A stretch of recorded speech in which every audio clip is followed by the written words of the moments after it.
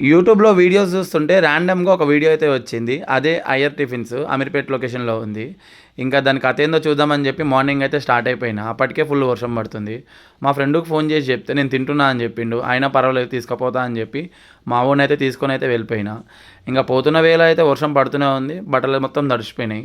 నీ అమ్మ ఇప్పుడే స్నానం చేసినా మళ్ళీ ఇంకోసారి స్నానం అయితే అయిపోయింది. ఇంకా లొకేషన్ వచ్చేసి అమీర్పేట్ ధరంగరం రోడ్డు. ఇదే అయ్యర్ టిఫిన్స్. ఇంకా నేను పోయేసరికి 10 అయితే అయిపోయింది టైము. అప్పటికే క్రౌడ్ అయితే ఫుల్గా ఉంది. ఇంకేది వచ్చేసి ప్యూర్ బ్రాహ్మణ్స్ ఉంటారు అట్లుంటాయి సేమ్ యాజ్ ఇట్ ఈజ్.